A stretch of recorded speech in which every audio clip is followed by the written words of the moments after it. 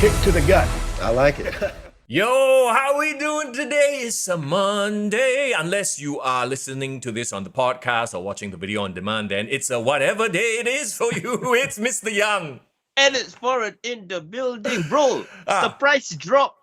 I'm back. Hey! However, I break kayfabe a bit. This is recorded on a Sunday morning. Yes, you got to book out, and thank goodness we get to talk a little bit of wrestling before we start the week again.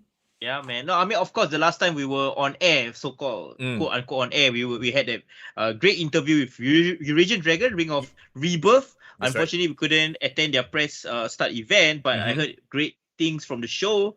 And of course, we weren't live on our usual Monday spot this past week. So I hope, we can kind of like catch up on what we missed. Yeah. And before you guys don't see me again for one more week. Well, I don't know if this is a good or a bad thing, but in terms of the wrestling news cycle, okay lah. Some interesting things happen, nothing crazy. I mean, obviously, there's the whole Vince McMahon saga where there are more people, one of which was a performer who's, apparently he paid off money. Once again, hush money to go away and not mention that he's been sending dick pics. Oh, that's a horrible visual, by the way, bro. What? Yeah. Okay, I'm sorry, but like, he how old already? Did he learn this from Laurinaitis or something? One day, Laurinaitis like, hey, Vince, the kids, that's what they're doing. They're sending the dick pics. I've got some shriveled grapefruits to share. Grapefruits. And then he's like, I can't imagine a CEO of a multi-billion-dollar company sending pics of his grapefruits, bro. Can you even picture that in your head? I mean, honestly, I don't know why he wastes so much money trying to do this to all these girls. Like, I thought he can just, engage the Geylang services. See, here's the thing. That's a very interesting comment that you brought up, right? Because you're right. Like the money he spent on hush money, keeping them quiet, right? He can engage a professional, a working gal or guy or whatever he's into, like, on retainer for 365 days. If you think about it, if you do the math, I'm sure it works out. He could literally hire a professional. So why? I think he's just really lonely and doing it in all the wrong ways. I agree, and I've heard somebody give that take as well. Like one of the podcasts saying that maybe he's just getting old and he's not living with his wife Linda anymore. They are, for all intents and purposes, separated already. For quite a while already, right? Yeah. So like, I think essentially he just wants companionship. I mean, nothing wrong with that, Yeah. Just wants someone, and the only people he's surrounded with is the people he happens to be working with, because he just doesn't have a social life outside. Vince, there are some of these working gals, right? They provide what I don't know this from experience. I've read about this. I've heard about this. They give the GFE. Have you heard GFE? The girlfriend experience, is it? You know also. See, this is not just me. This is a thing, right? So some of these specialize in the GFE. Perhaps he should be looking for somebody with that in their resume. GFE. Even in Japan, you can rent a family if you want, bro. Do you watch the Conan? Conan did a bit on YouTube where he actually went to Japan and rented an entire family. You know what it is? He's just not educated in these things. He's just wrapped up in his world of wrestling so much that, he's like, maybe someone should tell him. Technically, is he a boomer? I consider him. I guess he's a boomer, right? For sure. Or he's a even boomer. the generation before the boomer. What is that? I have no idea, but okay. Enough about the Vinnie Mac. That whole thing will pan out the way it will. Very quickly, did you manage to catch the A&E specials? There's the Undertaker special, and then there's the Rivalry special. Or the Rivals? Yes, WWE Rivals. Those were the two shows that I was actually excited to catch up on, because obviously I was in camp this whole week. I couldn't catch a Raw, SmackDown, Dynamite, whatever it is. I couldn't catch all of those live. I catch it after the fact. It's fine, man. You didn't miss anything. Yeah. But you know what's crazy? What? I thought the most compelling content that I wanted to watch was WWE A&E, because clearly that was wrestling when the wrestling was awesome. And of course, Undertaker. Who want to watch a 2-hour biography about Undertaker? Very quickly, quickly, everything that happened. Let me just point this out. First of all, 30 years at the top. Unprecedented. Nobody has, like, if you think about Austin, he was hot for a good solid 5-10 years, right? But before that, he was the ringmaster. Nobody has been on top for 30 years. Yeah, as in right off the gate from his WWE debut, he's been a top guy. Yeah, Essentially, exactly. right? Right? And he's never sort of like dropped to mid card or anything. He's always been at that level. So there's Yeah. that. There's also the fact that I believe he has so much value as a spokesperson for the WWE now because for 30 years he never broke character. If you think about it, Yeah. like Yeah. when you go and that's the problem with all these current day wrestlers doing podcasts. I mean, we appreciate it. It's great content for us. But you know what I mean? Like Kenny Omega going on Twitch, talking about his life, Adam Cole, whatever, all these people just basically giving self-interviews all the Yeah. time. They're so accessible to a point where there's no mystique. The Undertaker, 30 years you heard nothing about his life. That's why Yeah. he's compelling now. And everything that he shares is so interesting because you've always seen the things that Yeah. he's done. You always Yeah. assume like, okay, this is probably what he was thinking, but we've never seen it from his point of view. Like Yeah. only up to the last couple of years, we've heard him talk about his perspective of the Hell in a Cell, for example, right? Yep. Yeah, See, I yeah. feel like that is a very important thing to learn, especially not just for like, wrestlers, but for entertainment and people in general, right? If you give out too much, there's no mystery about you. So like watching that, I was like, holy shit, this is a real life lessons. Like, yeah, sometimes you don't need to tell everybody what you're doing every second of the day so that when you do it, people are like, holy shit, that's pretty good. That's wow, Yeah, I wasn't expecting that. and that's why people have been asking me to. I do not, and I repeat, I do not have an ngl.link account. I am not gonna be on that shit and answering questions because yeah, like you said, why expose yourself? Mystery, bro. Why for what? And give a platform for anonymous fuckers. Foreign me, wants it's just my to- personal opinion. Yeah, Foreign wants to keep the mystery. I did the NGL for a weekend last weekend. It was quite fun to see what kind of questions people want to ask. A lot of wrestling, gaming, some a bit sus lah. But yeah, it's interesting to see like the girls, the female friends that I have and the fellow female streamers that I do follow, they get some of the most sus questions, like sex related questions. I'm like, wow, under the cloak of anonymity, you're very brave already, huh? Yeah, but These you people. know what's fucked up for those people that's asking the questions. What? If you dig hard enough, right, you can actually find out who are these people. Oh, There's a way. How? You pay, is it? Because they have a paid tier, if I'm not mistaken. But you don't find out exactly who they are. They just give you hints or some lame shit. There's a paid tier, but somebody I know who did NGL, she kena harassed like crazy. And you know what I don't know what she did, but the next IG story, right, she found the person's location where he posted it, home address, and postal code. What the? Are you serious? Can be done. Okay, so and also where that person asked the question from. So like the brand of the phone, he also the Samsung. oh my god. Okay, so you think this one anonymous? You better watch yourself before you wreck yourself. Yeah, so dig hard enough, you can find. So, but goes back to your point about like wrestlers, I think need to keep up their mystique. And you see, who wants to hear a 20-year later documentary on like Leo Rush right now? Or, you know what I mean? Let me get back. Look, Kenny Omega. Who gives a shit about him doing an interview when he's spilling everything on his own Twitch? Yeah. I mean, I respect Bray Wyatt. Sure. Bray Wyatt, as much as, he got issues with the booking and all that, he has rarely given an interview and spoiled his gimmick. MJF. Speaking of which, has the ship sailed because of all this news in the wrestling news cycle, right? Remember the big quote unquote pipe bomb, you fucking mark, and then disappeared. If ever there's a time to capitalize, it should have been just a few weeks after, but now it seems like the MJF hype train has left the station. It's gone already. Now, if you bring him back, there's probably going to be a pop, but have they waited too long to try to strike a deal? Honestly, bro, I disagree. Okay, you think they still value? No, I think it's the opposite. I think it's perfect that the fact that he's out of sight, out of mind. Mm-hmm. Because I lived through the CM Punk walkout. Like he won the title in Chicago, he left, and then he returned 2 weeks later, bro. Okay. So like people were angry because, of course, too soon. Because he was promising all these things. He's gonna appear in New Japan. He wanted to go to Ring of Honor, blah blah blah. Did all those things. The only cool thing that he did for that 2 weeks that he was gone, he appeared at a Comic-Con and interrupted like a WWE panel. Right.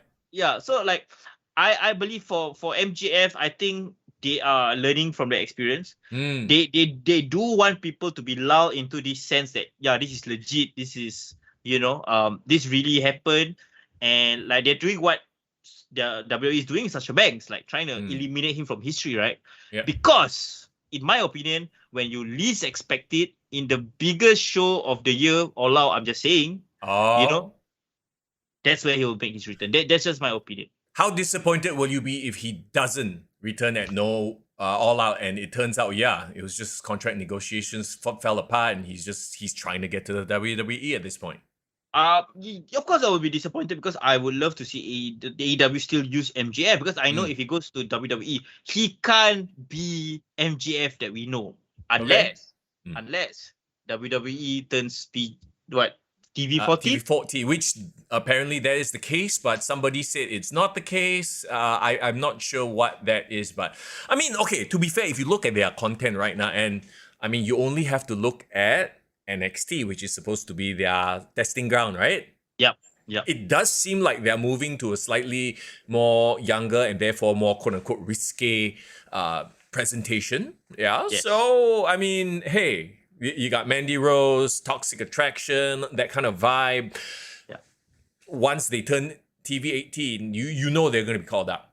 Yeah, TV14, I think what's cool about it is that it's not, we're not going to show tits straight away, It's not like TV mature or what, Wait, hang on. Yeah, no, there will be, let's be real, there will be no bra and panties, okay? Match. Especially after the whole thing with Vince McMahon. Let's be very clear on that. But that trend has left the station. Oh, yeah, no. Maybe they can use, say, a bit more ass, once in a while drop a shit, and that's about it. Yeah, probably. We're not gonna expect suddenly all the female wrestlers becoming like valets or whatever it is. But again, like I said, MJF, I think out of sight, out of mind. Yes, it sucks. It does. I think it's a worthwhile risk that they've taken in service of the story, because I think what they're trying to go for is that when you really least expect it, and to me, the best time to do it is okay, like for example, Moxley versus whoever he's gonna fight for the interim title, right? There hasn't been a confirmation yet who he's gonna fight, right? Yeah.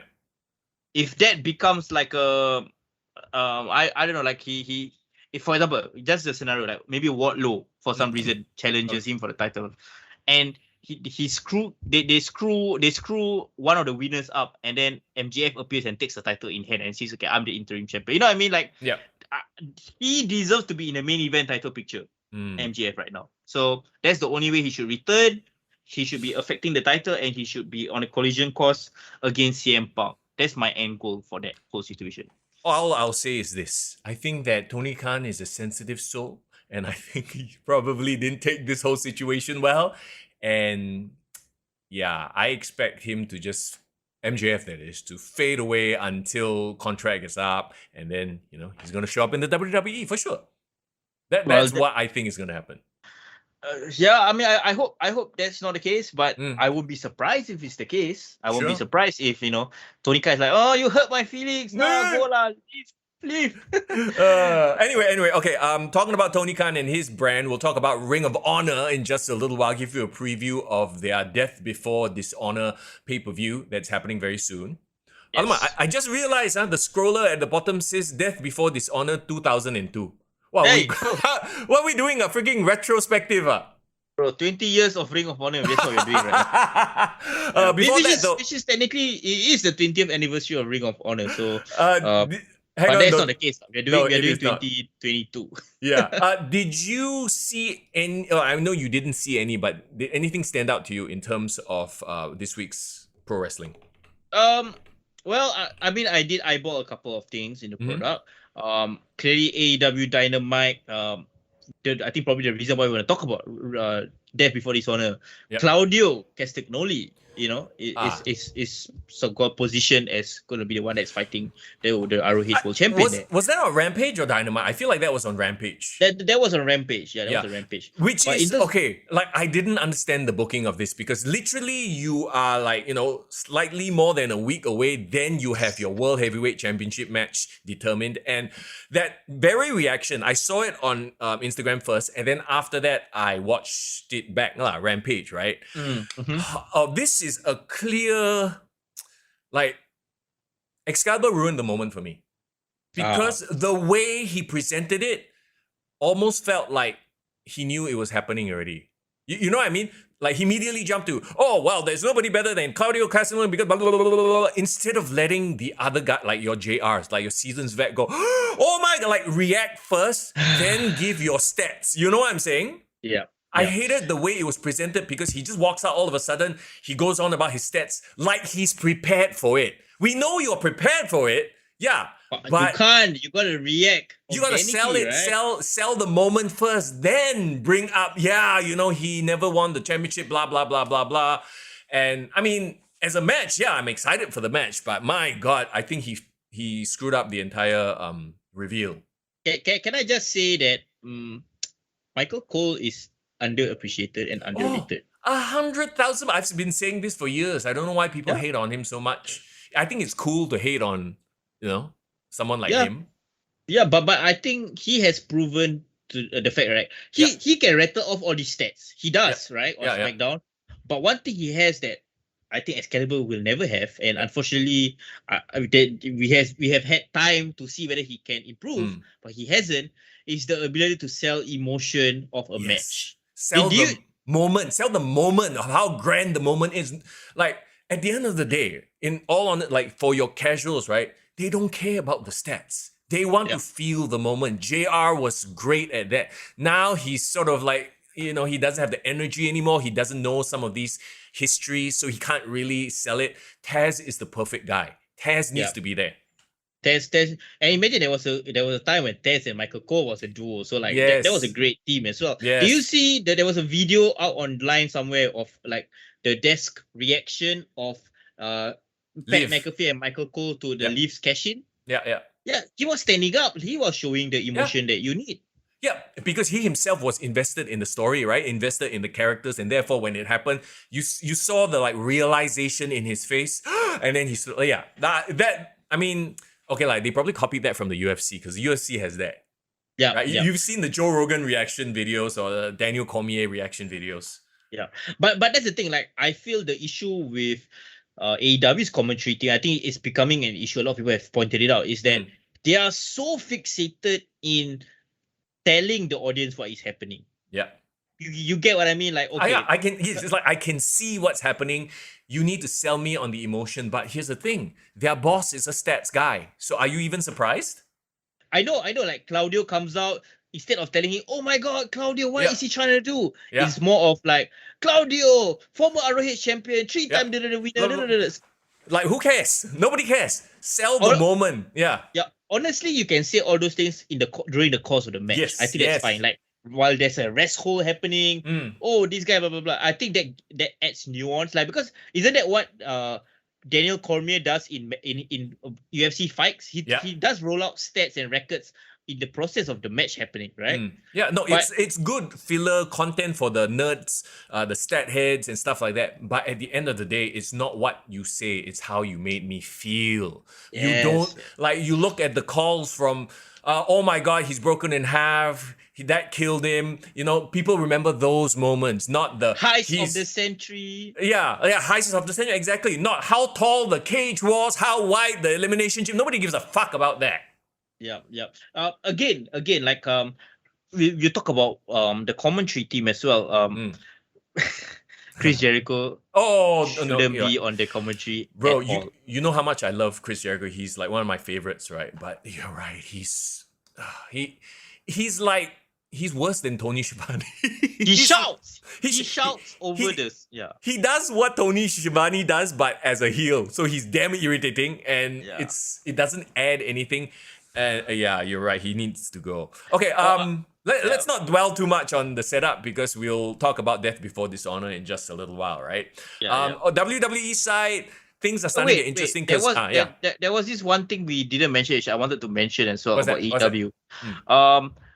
The title win, the title victory, Swerve in Oh. Our Glory.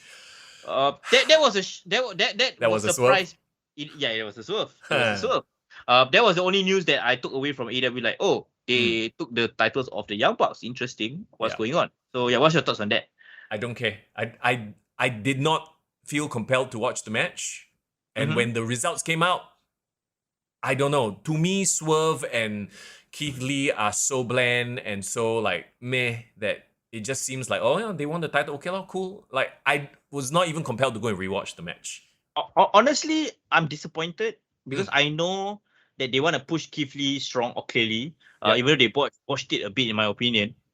A bit, okay, you're very kind. A bit. You know I'm a kind guy, but how in what world can Swerve in Our Glory win the title before Ricky Starks and Will Hobbs, who has been there longer and is like, built up? There are certain people you can tell that maybe haven't been kissing, okay, maybe not kissing Tony's ass. Maybe they haven't been hanging out with Tony or working in the backstage. It's very obvious that Ethan Page has talent, that Ricky Starks, that Will Hobbs, like they can talk, they look great, but they never get a break. But these are their AEW originals. Yeah, so I don't understand it. And yes, okay, Swerve and Keith, they are a cool duo, but nothing they've done has been outstanding. Yeah. So we does this mean we don't get the big title versus title Young Bucks versus FTR match? Do the Young Bucks just really don't want to work with FTR, so they don't want to drop the titles to them?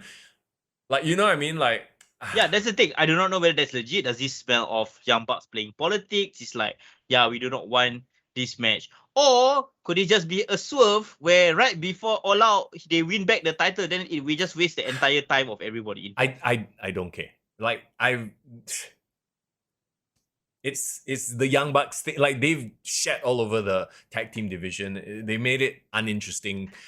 Yeah, I mean, a lot of people shit on WWE's tag team division with merit, but the same applies to AEW at this point, I feel. Do you see like one of the promos, I think last week or what, where the three of them was, trying to cut the promo, and they say like, we are the best tag team. There's nobody is better than us. And then the crowd just started chanting for FTR. FTR, yeah. It's like, it's so obvious. They are so over, right? FTR right now, but it's their own AEW fans are turning on Young Bucks and like teaming with FTR. They have go away heat at this point. It's go away heat, right? Yeah, I agree. Okay, so there's that. I don't know what Moxley did. Frankly, don't care. Still think he's a terrible champion. Yeah. Honestly, whatever that happened between Brody King and Moxley, that was my thinking that happened. But I just realized that there's another dynamic that just happened. No, and then they just pivoted already. Now it's Sting and Darby Allin, that is going to go up against the House of Crap. Yeah. So it's like, okay, they've moved on. It was just a one-off. So Moxley, where's Moxley going? I don't know. Fighting? I don't care. Okay. He's not compelling. Another thing that I was very curious that they did. Wardlow is a champion. Great. Yep. He deserves to win it, right? First title defense, Orange Cassidy? Yeah. You have two faces. I don't understand this booking also. You put two faces against each other. Orange Cassidy, we all know, mascot of the company. They love him, right? And why are they having him drop to Wardlow then? I don't like this. Made absolutely no sense booking wise. Yeah, like it would make sense if like somebody interrupts or intercepts Orange Cassidy and then starts a rivalry and then Wardlow wins. But of course, Wardlow doesn't need a schmoz victory. He can beat Orange Cassidy decisively. But my question is, why you sacrifice Orange Cassidy, the person that you're trying to make serious, like give him such a great push against Ospreay?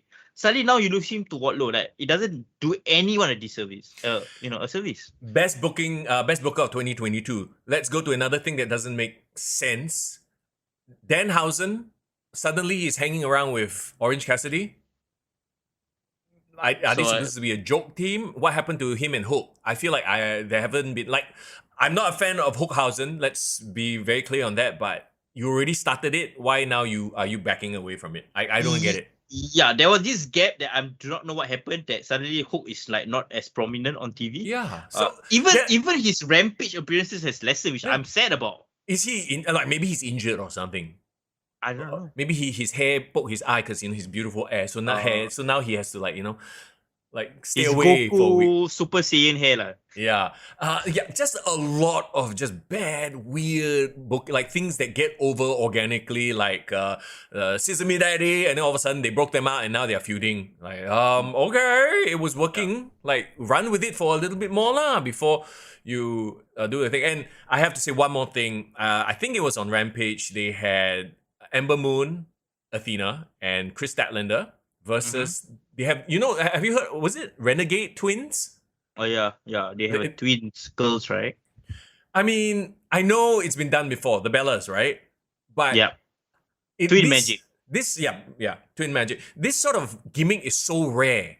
Why are you just throwing it away? Like, they are like a jobber team, right? They literally come in, do the twin magic thing, but they still lose because they suck. So it's like doing it. Yeah. So like, you've given it away on TV already. So you can't do the whole twin magic angle anymore where they, do the old switcheroo. Not like they want to. Maybe they're like, oh, it's been done before, so we don't want to go there. But like, they've literally these poor renegade twins have come in and they've already lost their gimmick as it's no longer important or useful. The same with Anthony Bowens, suddenly standing up. Oh, actually, I didn't need the wheelchair anymore. To no payoff. All these things, like opportunities that are right there for them to capitalize on, you realize they can't. You know what's weird? I know what's the situation, what's going on in AEW right now, right? They've just finished Forbidden Door, right? And they can't really get started on their build towards All Out because like their big players are not there yet, right? Yeah.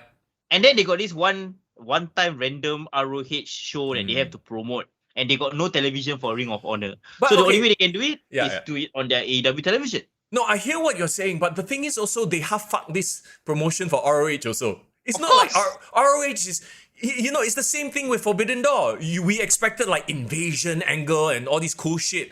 No, just a few show up here and there. That's it. Same for Ring of Honor. Oh, we'll just have, Caprice showing up on AEW on commentary might be the best thing for Dynamite or Rampage. But beyond that, it's like, meh. And I'm actually excited to watch Ring of Honor. If anything, because like, when you hear Caprice talk about like, and he's really good at the commentary. He sold me on actually the main event because he's talking about like Jonathan Gresham and how he spent so much time as the pure champion, and in the pure division, there's no striking.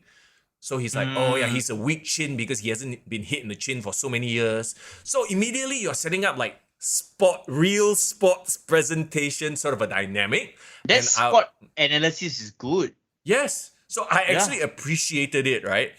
I freaking enjoyed the hell out of it. Like, he should replace Excalibur.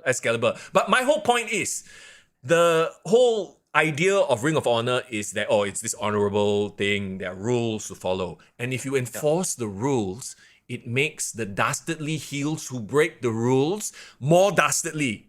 If, like in AEW, anything goes. You can be cheating right in front of the freaking referee also. Never mind lah.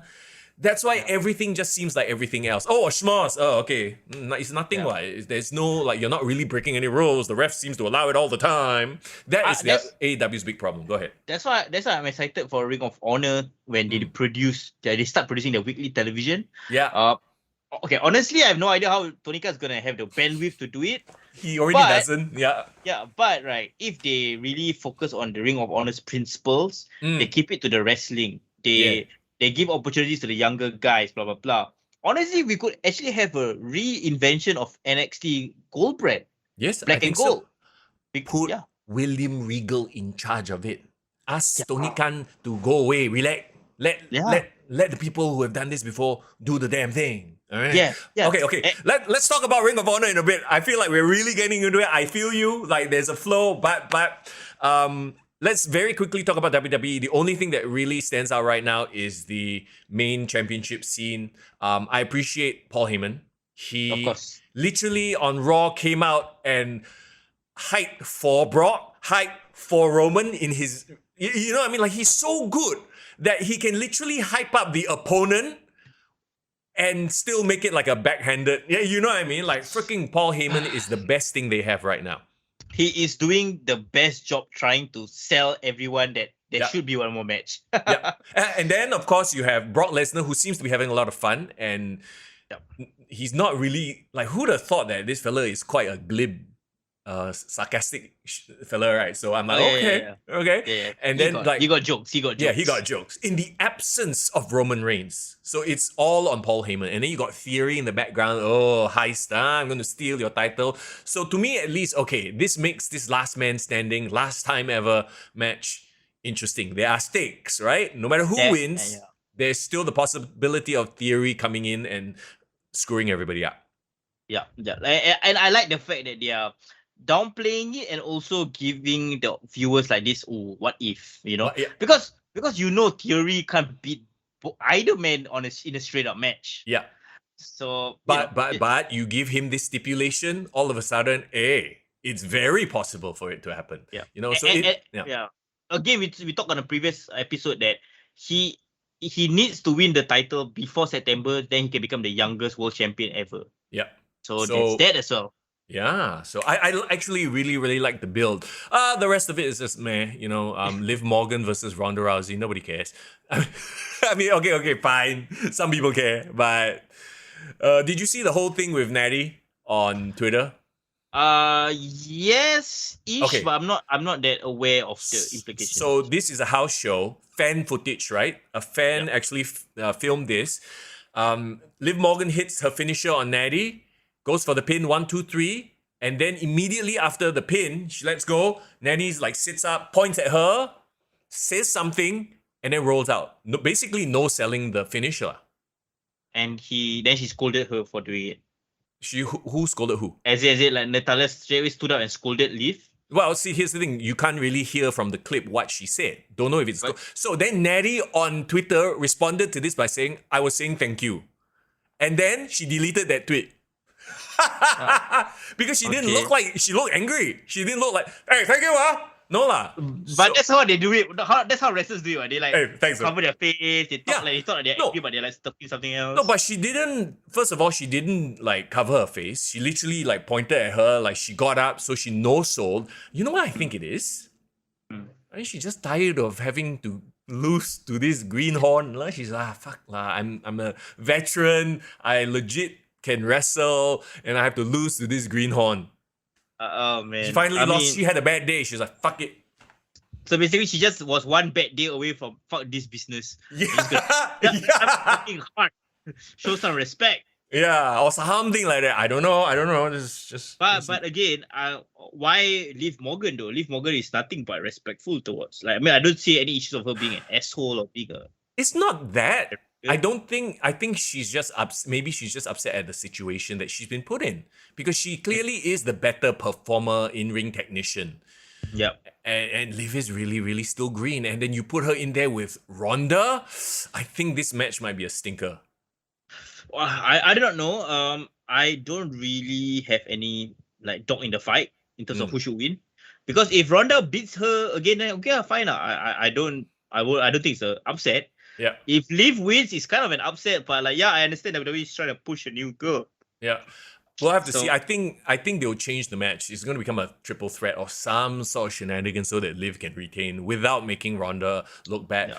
But that's, a different podcast altogether. Okay. Go ahead. What else happened on Raw? Because I'm trying to think off the top of my head, but other than Brock Lesnar, FU or F-fying Otis, that was the only random mental image I remember, but nothing else.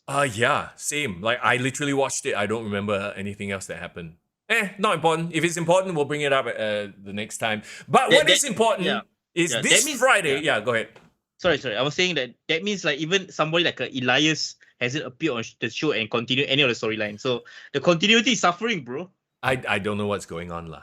Maybe he did. I'm sure actually he did wrestle, but there was no advancement in the storyline. You know what I mean? They're just there. The characters are there doing their thing day by day, but there's no drama with them. A lot of it had to do with Paul Heyman and Theory going around trying to psycho, Theory, Heyman trying to psycho Theory. I like it because it's Paul Heyman.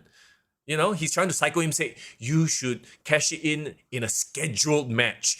Big box office draws, more money. He's trying to psycho him into not cashing in at their most valuable moment. It makes sense, right? Yeah. And it's the only, I think that the reason why that's entertaining is because it was a running thread throughout the show. Yeah. Multiple segments and stuff. So yeah, that always works for Raw. But unfortunately, the rest was, very forgettable. Yes. I do remember what happened on SmackDown just randomly. Lacey Evans leaning heavily into this heel turn, which makes no sense. Suddenly, she's all like, y'all don't deserve me. I serve the country, but you're like, it's painful. I don't know what they're doing over there. Other than the fact Sami Zayn is an honorary Uso, that was interesting. Yeah, that was funny. The Usos versus the Street Profits for the Unified Tag Team titles with a special guest referee. Who's the special guest referee? That one is a little bit more nonsense. Like, it could be R-Truth, it could be Sami Zayn. So I guess there's mystery there. We'll find out. Okay. Wait, I saw something about Jeff Jarrett being a special guest referee. Oh, right. You're right. Yeah. Oh my God, I forgot it. I tried to erase it from my head. You know why? Because no link. What does Jeff Jarrett have to do with any of them? There is only one link, and the fact that SummerSlam is happening in Nashville, Tennessee. So that's the only link I can think of. The fact that Jeff Jarrett, TNA, all came out from that area. Bro, this is called shoehorning something in just for the sake of it. Have him be the host of SummerSlam or something. It's like they have to shoehorn him into something. Okay, special guest referee. Like, he literally, culturally, musically, has nothing to do with the Street Profits or the Usos. It's like rap versus country. This is not Little Nas X. This is just fucking random. I think that's probably why I completely forgot, because it makes no sense. Yeah. Okay. Yeah. That's enough. Yeah, that's enough of all that, because this week, right here in Singapore, SPW is doing their Battlefront Stronghearts Attack show, and we're very excited. Unfortunately, I can't be there because I will have work commitments. But here to preview SPW's show with us, who better than the man himself, all right? The OG of SPW. Let's chat with the Statement Andruew Tang. Yeah. That's it. That's what we were waiting for. How are you, my guy? Hey, the Statement Andruew Tang. Good. Live from an undisclosed area. Can we say where you are? Sure. Please go ahead. Yeah. I'm from enjoying my holiday. Yeah. Exactly. Holiday in Bali, and he's still making time for us. What a guy, huh? What a guy, right? Yeah. Hey, for the love of pro wrestling, for the fans and for, of course, man, the best wrestling podcast in Singapore, Kick to the Gut, of course. Why not, right? Any time of the day. Appreciate it, man. I mean, me and Young, we are actually on like kind of an extended break as well. As you were saying before we came online, like technically I'm on 2 weeks reservice. So last week there wasn't a show. So I think the listeners can't go 2 weeks without hearing from us. So what better way for them to drop? This is a surprise drop. Nobody knows. So once we drop it, boom, we got Statement on the show to talk about your upcoming SPW event. I think that's going to be a great announcement, man. Yes, indeed. Heck yeah. July 22nd, SPW Battlefront, Stronghearts Attack, Stronghearts Invade. Yeah. That's right. That's happening this Friday, by the way. A quick question, are tickets still available? Because I know these things fill up very fast. At the moment, tickets are all sold out. Yeah. Oh. Yeah. Okay, so we're expecting about 400 packs for this show. Nice. Awesome. So whoever is listening on this podcast, hopefully you already got your ticket. So this is just to hype you guys up a bit more. I think the biggest news coming out of the show when you guys made the announcement is that Stronghearts are back for a match, and that shows in the title as well. How did this all come together, man? Because we just came from your previous SPW event, like your first show, like proper show post-pandemic, and the momentum was so good. So what was your thought process in terms of capitalizing on it? Right, because we just came back from a huge show, Homecoming. Of course, the momentum is hot, and it was a crazy night. It was a really special night for everyone, and it shows that we can definitely try to bring the Singapore pro wrestling industry up again.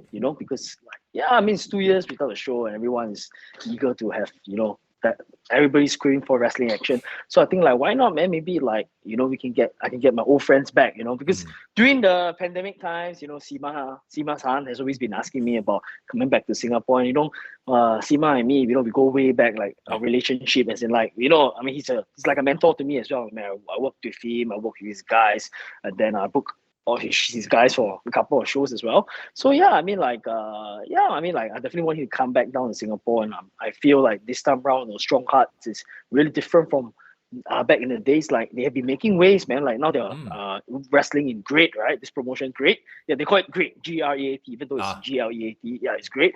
Yeah, and then like they have been wrestling in New Japan Pro Wrestling as well. So so for those who don't know, where is this promotion based out of? This Great promotion.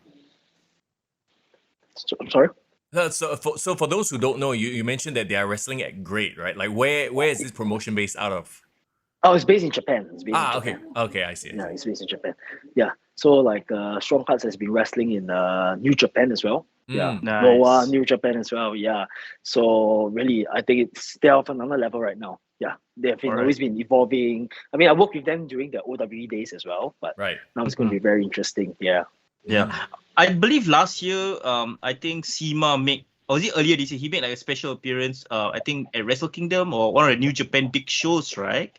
So how did you ask him, like, what was the trajectory of his career like post-pandemic? Because the last time I remember Stronghearts was Clash of Kings 2019. They were big with AEW, but of course pandemic got in the way. Do you know like what was the entire process for them?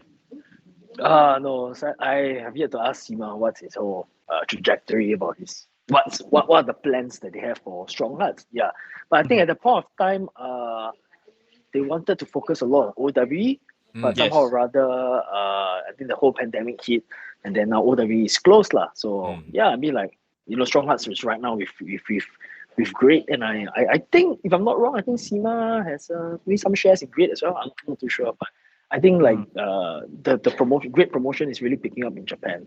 Nice. With the the number of promotions they are working with.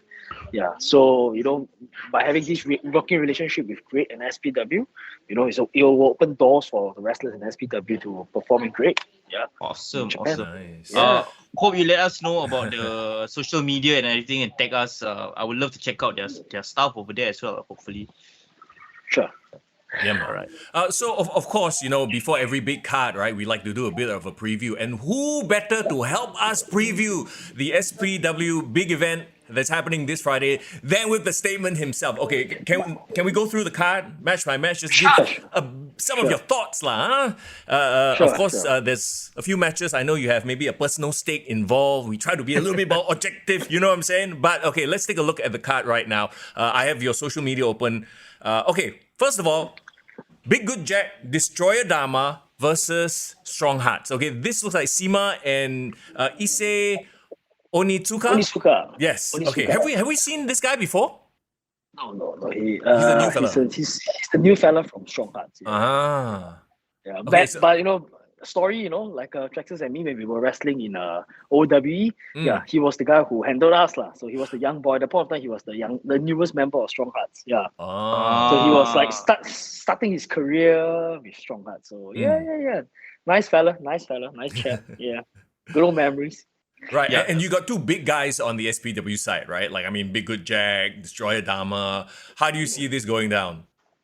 Oh, I think this is going to be a slobber knocker, man. It's going to be one hell of a fight. I mean, you have Destroyer Dama. He's such a menacing force, and I think he's going to be arguably one of his biggest match of his career as well. It's like, I think he's going to face an international wrestler, right? Two international wrestlers of a different caliber, right? So it's definitely a sink or swim for him, and of course Big Good Jack as well. It's going to be a big match for Big Good Jack, and I've been watching Big Good Jack's matches, and man, this guy he's a diamond in the rough, man. Like the intensity that he showcases, the clothesline from hell. Wow, I tell you, this is going to be a very interesting match to watch.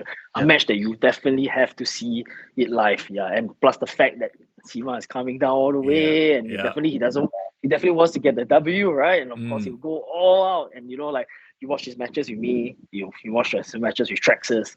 Sima is of another level, right? Awesome. Have these two fellas teamed up before? Talking about Dharma and Big Good Jack. Nope, they have been rivals, but this is Exactly. the first time. This is the first time, they put the sake of their rivalry aside, they put their differences aside for Team SPW, and just they're going to defend the home front, Right. the battlefront. They're going to defend our pride and glory. Yeah, Yeah, See, man. That's what I was thinking, because I feel like they have issues with each other, and how are they going to work together? Is that going to play into this match? Yes, they're coming together to defend SPW, but are they going to be on the same page? Mm-hmm. Yeah, that's something that we will see on July 22nd. But I'm sure, man, I think they will be on the same page because they want to get the W, right? And Right. if they defeat these two big names, right, or even they defeat SEMA, whoever gets the pin over SEMA, wow, they're going to propel their career to the next level, right? Yeah. Bragging rights. Even though I had a pin over SEMA before, but I forgot. Just saying. Right. Statement, you brought up a great point. You talk about Battlefront. Like, what is the idea behind the name of the event? Is this some sort of us defending our turf against these Stronghearts invaders, or what? Yeah. It's like, it's like going for war, right? Like SPW against Stronghearts. Like we're going to defend our home ground, right? Our SPW, right? We're going to defend Toa Payoh. We should say, like, I don't know, Toa Payoh defense or something. From Tokyo to Singapore Toa Federation of Payoh. Chinese Yeah. Tokyo to Toa Payoh. Yeah. Dope. Okay. It's a catchy name. I really think it's a catchy name. Yeah. I really think love it's a it. catchy name.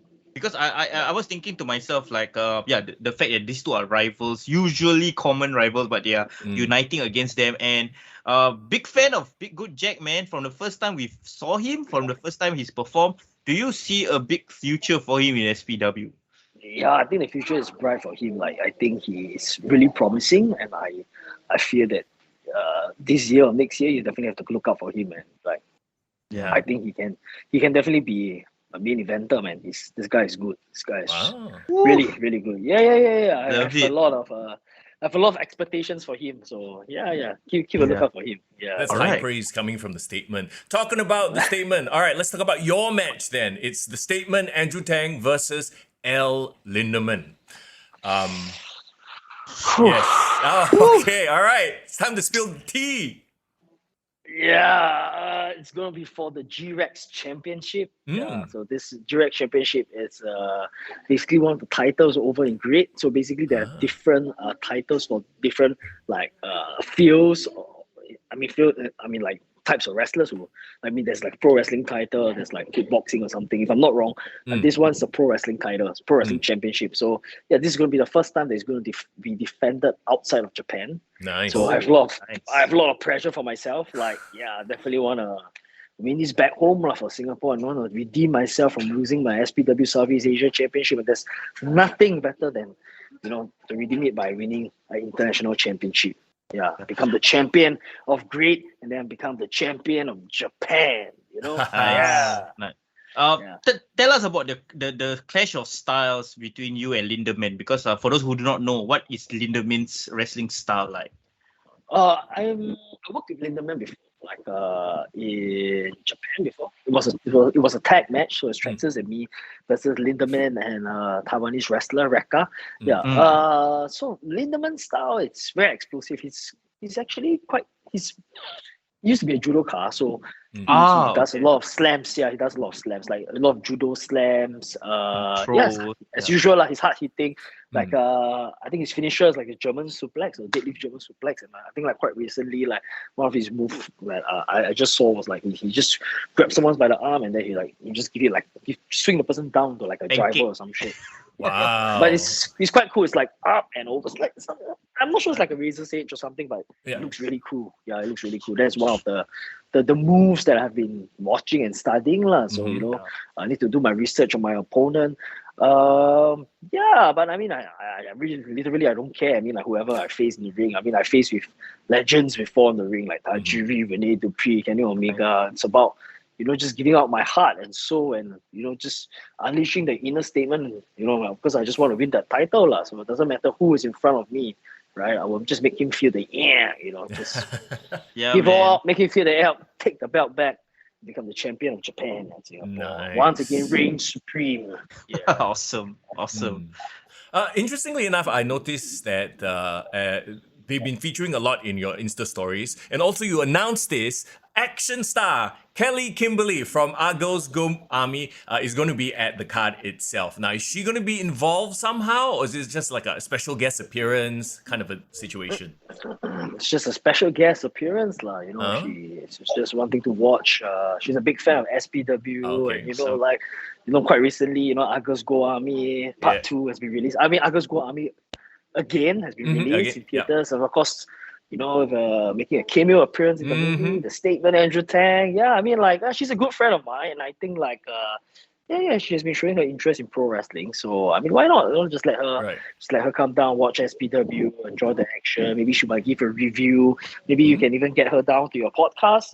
Talking about absolutely, talking about like Argos Go Army and stuff. Yeah, she's really talented. I mean, she tried pro wrestling a couple of times just for fun, and she picked things up so fast. Wow. I bring that up because I know that she does a lot of content about martial arts, self-defense, that kind of stuff, right? On TikTok and her various social medias, right? And then I started to see, doing a bit of the pro wrestling. I'm like, could this be the road to, because a lot of mixed martial artists have transitioned into the role of maybe jumping into the pro wrestling scene. Obviously, the examples, in the WWE being like a Sonya Deville or Ronda Rousey, that kind of thing. So do you think that, that could be or is it sort of, she's just trying it out? We'll see. I mean, the world of pro wrestling, never say never, right? I mean, expect the unexpected. I mean, if she really has the passion for it and she really wants to step foot inside the ring, we might see her inside the ring. We never know, right? Yeah, man. Of course, she needs to learn all the basics. Of course, the psychology of pro wrestling and stuff. But trust me, man, if she really does pro wrestling, the stuff that she does, the kicks, it's amazing, man. It's equivalent to Will Ospreay, some of the kicks that Will Ospreay does for his finisher. Yes. I mean, not now. I mean, now his finisher is the back elbow thing, right? That slice. Hidden blade. Yeah. Hidden blade. Hidden blade. Yeah. Yeah. But last time he was doing all the kicks and stuff. Oh my god! Really wow. Kenny's kicks are whoa, blow your mind, man. Blow your mind. Yeah. Interesting. Yeah, it's very interesting because you brought up about how she's technically from someone from the outside going into the wrestling world. So we've seen a lot of celebrities appearing in pro wrestling and collaborating. What about you, Statement? Because I've seen that you are slowly trying your hand, dabbling in acting, appearing in Argos to Go Army and all that kind of stuff. Do you see yourself appearing on our television screens and film screens in the future more often? I don't know, man. It really depends on the director. Of course, if the director likes me, the director feels that, I can bring money on the table, I can, be a draw, then why not? But I believe in myself. Obviously, I'm from pro wrestling, where pro wrestlers know how to tell a story. And, in pro wrestling, it's just one take. But in acting, you have so many different kinds of takes. So, you can always run through stuff here and there. Yeah. But I mean, I always just like to entertain people. So why not? If I can make a transition, I can do pro wrestling, I can do acting. Why not? As long as I just entertain everyone and everybody knows who the Statement is. So it's all good. Did you enjoy the experience working with Jack Neo, doing that cameo role? Yeah, it was cool. It was cool. I'm not sure whether you guys watched it, but I have quite a lot of positive reviews about my camera role inside. People remember me because my friends from Boys to Men and then even I remember at the gala, even Jack came over to me and he's he was saying my tagline and was saying okay, let's take a picture, and then use his phone to take a picture of us together as well. So it's wow, okay, cool, awesome. Yeah. Yeah, it was a scene stealer. I mean, of course, clearly from your background, you did tell us in one of the older interviews that you're from Commando, right? So did you feel very natural? No. I was from OCS, not Commando. Oh yes, OCS. So my bad. Cannot anyhow say one. Commando pride.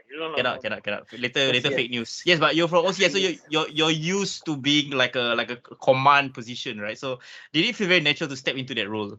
Yeah, it's very natural. But I mean, the role that I played was I was given a role for MMA instructor. I had to play like a sergeant, but I decided to go just over the top, instead of just being the normal sergeant, because it's a Jack Neo film, right? It's comedy, right? So you need to know how to be expressive and be a little bit crazy, right? Yeah. That's cool.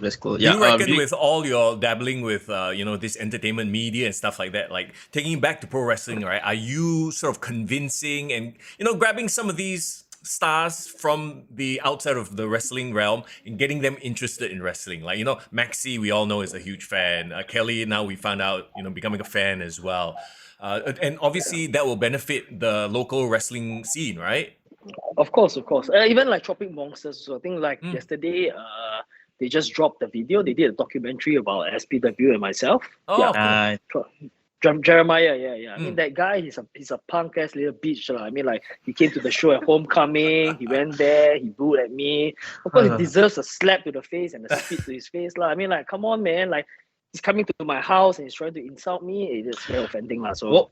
Was he the guy that when you came to the ring during the Homecoming, you like threatened to beat him up? The one in the crowd, was it that guy? Yeah. That's the guy, That's Okay. the guy, We're not friends, I mean, it doesn't matter that he does a documentary for me, but we are not friends, I mean, he just insulted me at my home ground. Like, hello, he's just a YouTuber, so he should just mind his own business. Oh my. Yeah, well, I was defending my title. It was my big night. He's what he's trying to do. Yeah, pissed me off. Yeah, that was a very wild start to the match. I remember that you had on the Homecoming. Yes. Okay. Talking about Wild, let's go back to the card and let's preview the card. This next match, confirmed Wild. Okay, we got the Butcherman versus CK Vin. Interesting how CK Vin went from remember we right before the pandemic, we were talking about this guy being he has a certain look that rubs people the wrong way, right? And then now here he is in the mix with the Butcherman. He became Butcherman's friend for a while. On social media during the whole pandemic thing, which was very a bit of a head scratcher. I'm like, what's going on? What's this relationship? And then at Homecoming, of course, he stabbed him in the back. He stole the title, right? He stole the Singapore Championship from Butcherman. And now they are clashing. This one is for the Singapore title, correct? Yeah, it's for the Singapore Championship. It's for the Singapore Championship. What's your thoughts on CK Vin's progress? Because he's the kind of guy when you see him, you straight away this guy slappable face. But it's just his face, It's just his face. He just has a very natural hittable face, and the way he talks on social media, he thinks like he's some kind of big shot. It's just bad, Yeah, but I mean, if he tries talking to me like that, I'll probably slap the shit out of his face, But then again, we have yet to, encounter ourselves. I mean, face each other in the ring before. Except maybe one time during the corporate show, Yeah, of course. Okay. Yeah. He has not reached the level of the Statement to share the ring with you yet. I'm making his way there. Not yet, of course not. Maybe by winning this Singapore Championship, then he may stand a chance against the Statement. But now. Do you think he's on the level of the Butcherman to be able to, take away the Singapore Championship right now? Man, even though Butcher is Butcher may be eccentric at times, we face each other in the ring for a couple of times. I have lots of respect for the Butcherman. We hate each other, we spit on each other's faces. That's what we did in the corporate show. Yeah, nice. And the corporate show, I spat at him, he spat at me. We just keep having a spit exchange. So wow. Yeah, yeah. Then we had champion versus champion match at one of the second corporate show. Yeah. And Butcher is another level as well. I mean, Butcher is good. He's amazing. His offense is so unique. And that makes his opponents very. They won't be able to predict his next move. So yeah, I mean, CK Vin better bring everything he got. Butcherman will be pissed, because not only CK Vin took away his Singapore Championship, but I know that Butcher and CK Vin have really close ties. It's like a very personal thing for the Butcherman. And when Butcherman goes personal, you go crazy, man. And, I don't know, man. CK Vin is gonna be in for a fight of his life. It's a last man standing, and you have the Butcherman. He's so mad, and it's a last man standing match. It's his element. I don't know what he will do, man. Shit, if he puts his hand on the cleaver, oh no, we're gonna have I'm not sure what's gonna happen, but I'll make sure that there'll be security, or maybe the cleaver will be black. I mean, the cleaver will be banned for the match, because I don't want a big disaster to happen in Toa Payoh. It won't be choppy or PP. It'll be worse than that. I don't know what will happen, I don't know what will happen. Okay. But I'm sure that match will be crazy, man. It will be I'm not sure what the both of them will be doing to each other. But I mean, both wants the Singapore Championship, and the Butcherman wants payback, So, and CK Vin definitely wants, make a name for himself, right? At the expense of the Butcherman. Yeah. So everybody should be in for a treat. Yeah. Nice. Okay, so there is a thing that's happening in the tag team scene right now. Alexis, of course, a good pal of yours, right? She's going to be Yeah. confronting the Trickster and Bryson Blade, and they're going to be addressing her tag team partner, Nick, who is injured, right? Very unfortunately. Yeah. What do you expect out of that confrontation? I think, whenever there's a confrontation in pro wrestling, there's bound to be a fight. But I'm not sure, man. I really wonder how is Alexis going to respond. Whether is she going to accept a challenge from them, or are they going to challenge Alexis Lee? Uh-huh.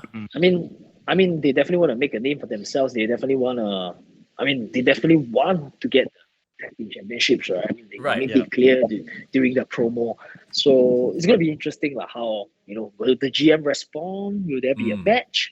Will Alexis Lee have a new tag team partner against the two of them? Yeah. If What there about Nick? ever was an opportunity to try to swoop in and quote unquote steal the titles, it could be now, right? One partner is injured, whether she can swap somebody in or not, that's the big question, Yeah, right? man. Yeah, maybe who knows? They might even persuade Alexis Lee to defend her championship. Maybe it could be a 2-on-1 handicap match. And then easy pickings for the title, man. Yeah. I just had a thought in my mind. I don't want to say it because I feel like I'm predicting something right now. Foreign, after that, after we finish this, I'll tell you what my prediction is. And then we'll see if it happens on Friday or not, okay? Okay, I just don't want to say anything now. I don't want to say anything now. Because No I worries. feel like, yeah. No worries. I can read the in between the lines. That's what I'm saying. Yes. I've said too much. Statement. I've said too much. Okay. I don't want Don't worry, Statement to lay the on me also. I scared. I will save you. I will protect you in this Who scenario. knows? I might just defend my title. As in, who knows? I might be Alexis' tag team partner. Yeah, and just help her. There's a connection I'll make there. the But safe. I'll make the safe. I get one more title for me, and then by the end of the night, when I lay the smack down on Lindeman's ass, I'll get 2 championships, man. Why not? Maybe. Statement 2 belts. Let's go. There you go. There you go. Double champ once again, baby. Double champ once again. I wanted to ask you this as well because it's been interesting seeing Alexis now in the tag team division, right? Clearly, she's transcended just the women's division and she can hang herself with the boys. Like, how proud of you of her progress as a wrestler and the fact that she's mixing it well. Like, she can really hold her own. Because when I was there for the homecoming with my girlfriend the previous time, she was crazy supportive of Alexis, that this girl can kick ass lah. So yeah, what's your thoughts of her progress right now? I think she has improved tremendously. She has evolved so much as a pro wrestler. I mean, when I first saw her when she was younger, when I first trained her when she was 16, 17 years old. So now she has been wrestling around the world, wrestling with guys, wrestling with girls, and all the matches are good as well. And she takes criticisms really well, and she just improves herself. And yeah, I mean, you watched the last match. I mean, she got her ass kicked hard, man, by Tony Diesel and Paksa, right? Just crazy, yes. She just took it, right? But she didn't give up, and she managed to wrestle, hold her own as well, right? She unleashed her arsenal of offense and moves onto the both wrestlers. Yeah. So I think she just needs to she just keeps improving each time she goes downside the ring. Yeah, each time she wrestles. And I think it's a very positive progress for her. Yeah. Yeah. I'm You're really right. proud for her. Yeah. One thing you can't deny is her toughness. She definitely displayed that in the previous show. Yeah. And the thing is, you see, right now, we don't really have a lot of I think actually at this moment we don't have any female divas or female wrestlers, sorry, not divas, female wrestlers in SPW, right? Yeah. Okay. So that's why I think it's about time Alexis tries to make it a transition, to that's why the tag team championships. It's an open category, right? Yeah, for anyone, right? Yeah. Nice. So nice. It's awesome. But you never know, man. Maybe who knows, Alexis may one day challenge for the Singapore Championship. Ooh. Hey, they've done it before. They've done it before, in the US. I think she could handle it, man. Absolutely. The fact that she could take an ass kicking from those Thai people and still dish it out and win. Wow, respect, man. Yeah. We know she has a lot of support. Yeah. All right. The next, I don't know if this will be the main event or what, but this one, I don't know if this is a sore point for you because it is for the Southeast Asian Championship. the title that you know, were former champion of. Aiden Rex versus T-Hawk. Now, the championship is on the line for this one, right? Yeah, championship will be on the line for this. Yeah. What are your thoughts on this match? Very hard to stay partial, but we would love to see it. Yeah.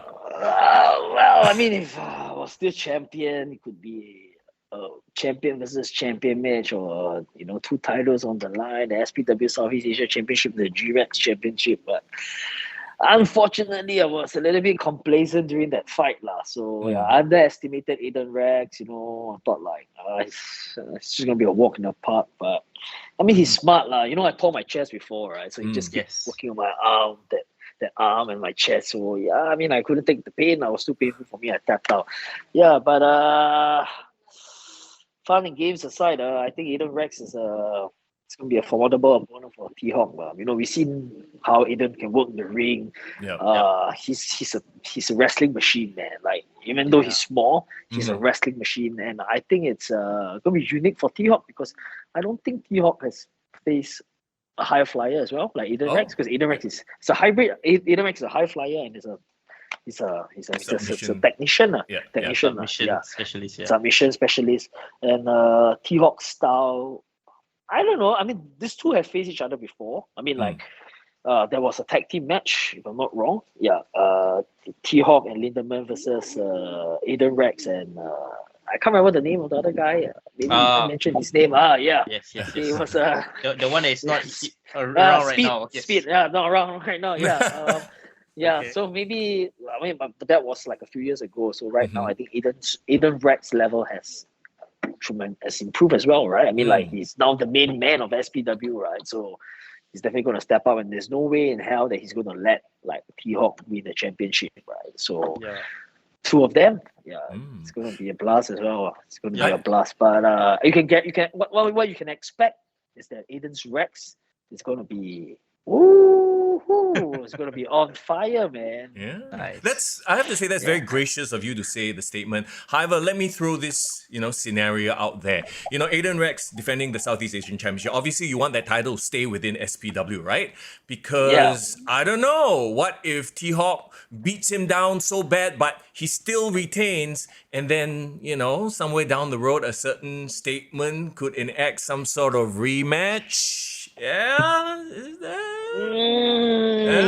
Yeah, true. Yeah, I've yet to cash in my rematch clause, It doesn't matter, man. It doesn't matter. It doesn't matter whether it's T-Hawk. It doesn't matter whether it's Aiden Rex, because I've some unfinished business to attend with T-Hawk as well. I mean, like, I had a match with him before, and then he kind of like brutalized my chest. Come on. Oh dear God! SPW needs a money in the bank stipulation somehow, so you can take advantage of this situation right now. Yeah, why not, man? Why not? I was like looking back at my old videos, right? And you know that we did a pay-per-view before that's called Hardcore Island. Yes. Are you aware of that? 2017 or 2018? 2015. Wow. One day after the WWE show. Yeah, right. I remember. Yeah. So why not? We might have Hardcore Island too. I did a ladder match before, man. I look back and I'm saying, like, how the hell I'm able to do like stuff like that, like swanton off the ladder onto the floor, superplex off the ladder. Yeah, you guys should check it out if you guys have the time, man. Like, that match was quite a classic. Yeah, we love it. We love it. Is it? Sorry, it's on YouTube. Hardcore Island. Okay. Yeah, it's on YouTube. Is that the show where like the WWE personnel came to check you guys out? Was it that show? No. That was in 2017. Okay. That was one day before Chinese New Year.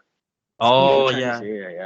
Okay. We got our timelines mixed up, but it's very interesting that you mentioned it, because I was thinking to myself, like, you've done a lot of interesting, like, first time matches in SPW, right, or in Singapore.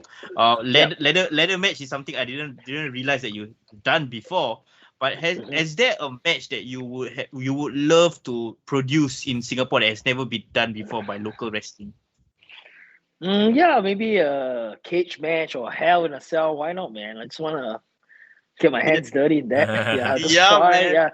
Not hardcore match, but maybe Hell in a Cell or cage match. I think it'd be interesting, lah. I was thinking if you could somehow make a cage match. I don't know the logistics in Singapore of how you can do that, but I think that would be Pretty dope, man. You guys can pull that off in the future. Yeah, I think it'd be amazing, man. Like, if I'm not wrong, I think some other promotion in Southeast Asia might be doing a cage match. I'm not sure. If I'm not wrong or what the person told me, I'm not sure. I can't name the promotion, but Okay. be interesting, right? Yeah, cage match. We'll keep our ears close to the ground. Keep to the guy always got insider somehow. Somehow We try. some people Somehow. send us stuff. Yeah. Somehow or other. I want to ask you one more question about Aiden Rex because, of course, clearly I was at the last show. The audience reaction was very interesting because when you came into the match, the audience was pro Statement. Like people were like, okay, this is a Statement's home crowd. But throughout the course of the match, from like no reaction or like barely little reaction, somehow Aiden won the audience over to the point that it was a split 50-50. So like it was interesting. But I also have to credit you for doing that as well because you really put him over, in the most purest way. So how do you feel like the audience reaction to Aiden winning the title at that point? I mean, I didn't put him over. It was a match, I just unleashed the inner Statement in me, I just wanted to beat the living shit out of him in the most dirty way possible, it's not putting him over. I won the championship for myself. I won that title. So if he was in my way, so I just want to, I just do what I do best, kicking ass and humiliating people inside the ring. So that's what I did. And then I don't know why. I mean, if the fans want to turn their back on me, so be it. They want to turn their back on me, but yeah, but I still at the end of the day, I'm still the Statement, right? I mean, I gave my all. I keep hitting him hard. Yes, you did. I gave everything I got. What I don't know, man. He's like a Superman or what for that night. I can hit him a tombstone power driver. I kick him so hard in the head. A Canadian destroyer. Yes, he's still alive. Oh my god. Bro, you smack him like he owe you money like that, bro. Somehow. Well, I think the most memorable part of the match was the speed, I was conjuring my speed and then I spit on his face. Right. Yeah, I'm not sure. Yeah. I think what it is, I think what the crowd probably appreciated was that you raised the level and then he raised the level to match and then y'all just kept raising the level to a point where there was mutual respect from the crowd and that's probably what happened along the way. Yeah.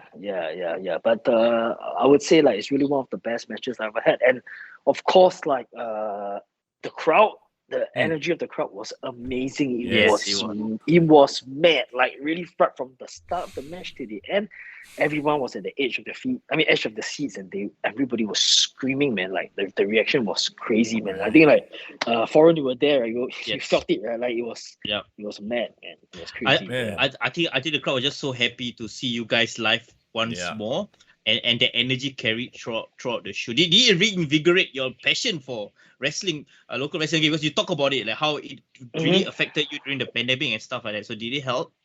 Yeah, of course it helped.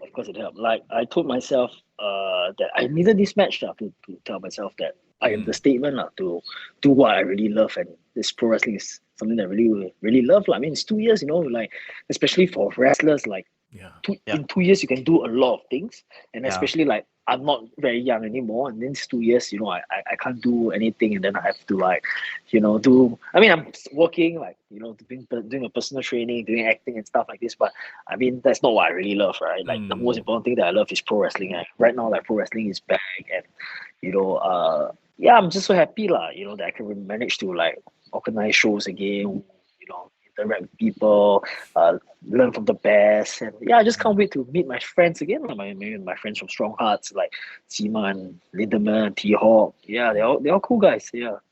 So I mean, if it's possible, what is on the horizon past Battlefront, or are you just focusing on Battlefront right now? Because personally, I'm a bit damn it, because the last two events I've had to work.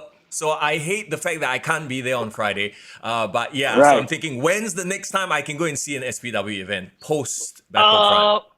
I'm certainly hoping to do 2 more shows this year. Awesome. So I'm thinking of doing a mega show. I can't say so much. Yeah, it's going to be a mega show because it's 10 years of SPW, right? So yes, 2020. I mean 10 years or 8 years actually. 2012 it started, but COVID. Just count it 10 years, right? Last year don't count. Last year didn't happen. Yeah. That is 8 years, but I don't know. But Never mind, But let's come here. yeah. 10 years lah. I think Yeah, it's just nice. call it 10 lah. 2022 is nice, it's fine. Yeah. Yeah. So so if it's a 10-year show, we're gonna do quite a big one. So of course, like I might be bringing down stars from overseas here and there, or like Love people who have impacted SPW in these 10 years. Oh, Because I feel that everyone, those who have came to the ring, be it from other promotions or be it from overseas or whatsoever, everyone plays a huge part in building the success of SPW to where it is right now lah. Even the fans, I've always have gratitude to the fans to let me do what I love. Without the fans, I won't be chasing my dreams lah. I won't be the statement. So Awesome. everyone plays a huge part in this whole journey of SPW. Yeah. You brought up like doing a mega show. You brought up like people who have impacted SPW throughout history. Just the previous episode before we went on break, we actually interviewed Eurasian Dragon for his new promotion that he's just started, Ring of Rebirth. And he, if you didn't know about what he said in the interview, he actually talked about how he approached you, like brought you up for kopi and like just asked for your blessing about starting it. What do you think, like having Ring of Rebirth together with Grapple Max, together with SPW, what does it bode well for in terms of the future and the climax, the environment of local wrestling in Singapore? I think it's good. It's it gives fans more options of pro wrestling as well, because I think all three promotions have different styles of wrestling, maybe different kinds of story they want to tell inside the ring. Like I went to Ring of Rebirth, the first show of Ring of Rebirth. Yes. I think it was amazing. It was unique. Like it's a style that's very, very different. Like before all the matches, they have like interviews and stuff. So it's really very similar to like how it is done the old school days, where they interview the wrestlers first, then they do the match, and then after the match there's a post-match interview. Yeah. And the good thing about that, right, is that it tells a story as well. Because like even let's say for SPW we don't do this thing, but when we do that the pre-match interview, like people will get to know the character first before step foot inside the ring. It's good and bad. I mean, different style. There's no right, there's no wrong. Yeah. And of course, like we see Gripper Max style of wrestling as well. Like it's more towards like more Japanese style of wrestling, more mat based stuff. Yeah. It's cool. I mean, like it gives, and I watched the stuff on the social media as well. The one that they had at Fight Night, I think Fight Club 3. Yes, Fight Club 3. Yes. Yeah, Fight Club 3. Yeah, it was amazing, man. Like I think that's entertainment right there. That's entertainment right there. Like I mean, like no rings, and then like the stuff that they did was it's hilarious and good lah. Yeah, like that. I mean, I saw like the one that Butcher Man was involved in. I think if I'm not wrong, was a 3-way match. Yes. Yeah. It's cool. It's cool. Yeah. So yeah, I think the wrestling in Singapore is in good hands lah. Wrestling of Southeast Asia is in good hands. It gives more options for the fans to watch, and of course, maybe because of these three promotions, we could have like wrestling shows every month, because every month there's a promotion running a show. So it's cool. It brings more awareness and eyeballs on the pro wrestling product as well. Yeah. Yeah. And of course, more options for Southeast Asia. I mean, like for wrestlers around the world, more promotions for wrestlers around the world to come in and work their craft. Yeah. I mean, more options for you guys, as in more content for us to cover. So I think the whole ecosystem of local wrestling it benefits everyone in that case. Yeah. I'm just glad that after the 2 years of the pandemic, we are just now, getting back to it, and hopefully we will see this, huge growth of all this local pro wrestling. And like you said, Foreign, I can't wait to cover it all and check it all out. Foreign, we won't take too much more of your time because we know you're on holiday. Please go on the beach and relax and drink whatever it is you want to drink. Hey, have fun. I'm still gonna train hard. I still gonna train hard for my championship match, man. Yes. I can't look bad or be gassed out inside the ring or party too hard. There's a time to party, there's a time to train. So wait, you're training on the beaches of Bali, they're lifting. I'm lifting alcohol bottle. Hey, very heavy, very heavy. Please. That's why. The more you drink, the less heavy it gets, though. No, this is called training as well, because it gives me the creativity to unleash new moves onto Lindemann, right now. Yes. I love think it. out of the box. All right, Statement. Once again, thank you so much for your time. One last thing, you want to say anything to your fans here in Singapore? And all around the world. Fans, well, guys, for my fans around the world in Singapore, you're just a few days away from SPW Battlefront. And right now, I want all of you to just close your eyes, put your finger out, touch your screen, and feel the that surge of power, because that's what I need. That's what I need to win the G-Rex Championship, and I'll be the next G-Rex champion. Champion of Singapore, champion of Japan, because I am great. I love it. I Love love it. it, Thank you love so it. much, Statement. Thank you so much for coming down on such short notice, but thank you so much for coming down, regardless. All right. Thank you, guys. There you go. That's the Statement Andruew Tang. Can't wait for more SPW action hitting our shores in the months to come. But in the meantime, of course, we are just about to preview the Ring of Honor Death Before Dishonor pay-per-view. But of course, we would be remiss if we didn't mention and shout out our awesome sponsor, Nickmat. Yo, man, Nick Mudd at 65 Roofs on Instagram. Of course, like we mentioned before, he is a real estate professional. He will help you buy, rent, sell any of your properties that you need. And the best part is he's a huge wrestling fan like all of us. So you got that attachment right there. Let's One go. of us. One of us. One. Okay, Yes. check him out with Kenny Omega. Check him out with the Bruiserweight. Butch. The Butcherweight. Yes, Butch. You know what? You see the QR code on the screen right now. Take a screenshot of that, or just get his information, because maybe right now you're not in the market for property to buy, sell, or rent, but at some point in the future, confirm you will be, and he's the guy you want to go chat with. Yeah.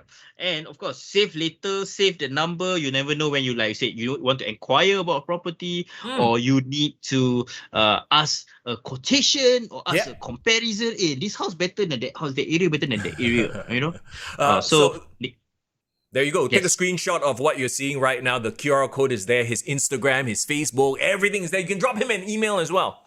Yes. One thing he did ask, if nothing else, just follow him on his IG. So at least you can follow his journey. Have him in your timeline, Yeah. So you never know what else he might share. And he did mention as well, if you ever want to talk wrestling with him, he got loads of stories to share. And he's also looking to contribute to the local wrestling industry as well. So any of our promoters, any of the Statements or Dragons or Gregs from Gravel Max who ever want to collab with this guy, like, hey, just drop us a DM or drop him a DM directly. Can I go to him to rent Hell in a Cell? Hey, Hell in a Cell. I'm pretty sure he can make it happen. If you want to rent a cage match, you can find the same guy as well. Okay, I think there he you probably go. build the cage himself if you want. I think so. Very handy this fella. At 65 Roofs, go follow Nick Mudd, all right? And yeah, like I said, take a picture of this right now, take a screenshot, have him so you know who to go look for when you're ready to buy, sell, and rent. But in the meantime, okay, are you ready for Ring of Honor? Yeah, you can do a quick one because, of course, I do not know how many Ring of Honor fans are there in Singapore, but yeah. Well, as an AEW fan, I think you might be invested in this because they have been promoting it. Like we mentioned earlier, the promotion of it feels a little bit like Forbidden Door. It's like, oh, by the way, let's push this because they don't have their own TV show yet, right? But let's jump into it. Serena Deeb versus Mercedes Martinez. We remember her, right? For the ROH Women's World Championship. Honestly, this is going to be a dope technical match. It's probably going to be as good as Serena Deeb versus Thunder Rosa at Double or Nothing. I think so. Unfortunately, in terms of like a storyline, not much of it to share. Yeah, nothing. And also, I think Mercedes Martinez is technically like a babyface anti-hero, or is she like a heel? I can't tell because she has a very mean face. And Serena Deeb is supposed to be the bad girl in this situation, the villain, right? Yeah. So I'm not sure what's the chemistry gonna be like. It sounds more like two grizzled veterans who are just have an issue with each other. Yeah, and that's probably what you're gonna expect from this lah. A good match, but in terms of storyline, there's not much of it because, like we mentioned, ROH doesn't have a TV show. Okay, let's talk about the ROH World Tag Team Championship match.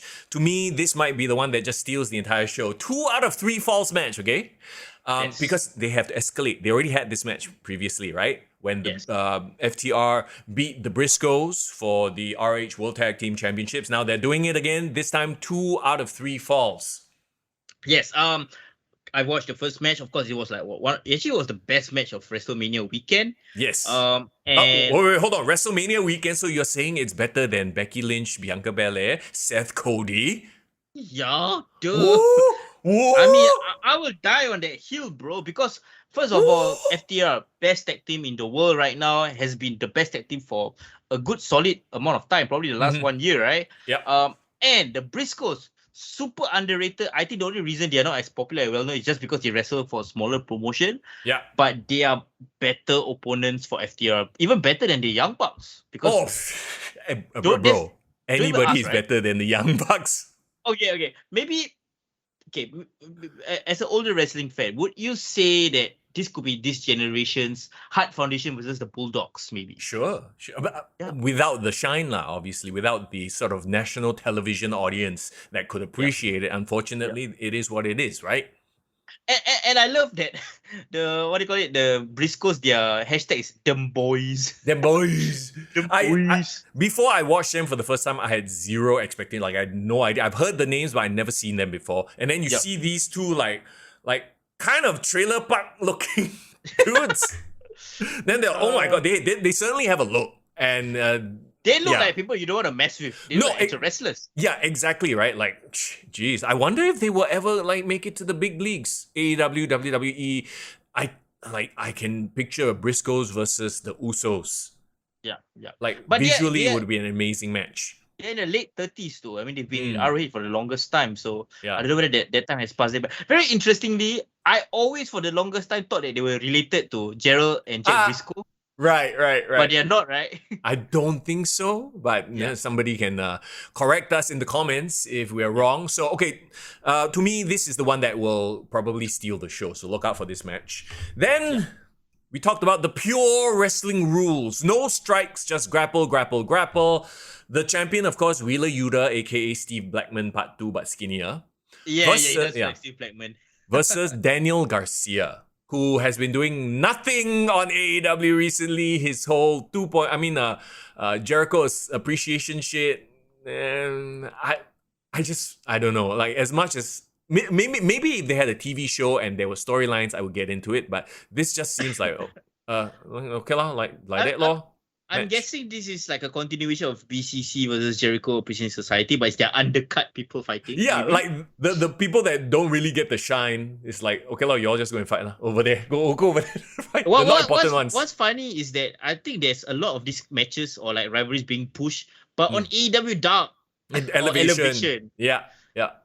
So probably most of whatever that's happening or their conflict, we just haven't watched it because it's just on those shows. So, okay, it will be interesting, but, I think this will take a certain level of appreciation, which I may not have cultivated yet. We'll see. Regardless of all that, I think both of them, for their age, technically very good wrestlers, very promising careers.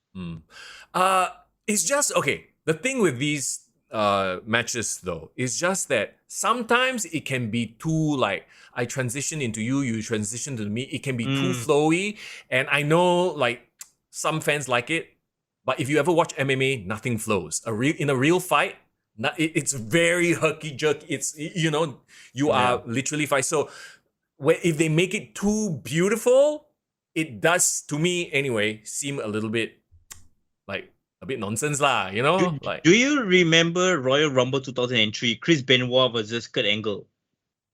Wow, that's a very specific memory. I remember their matches, but not that specific time. Okay, maybe I can jog your memory because you mentioned about how like competitive, real actual fights is like herky-jerky. It's not flowy. It's not choreographed, right? Yeah.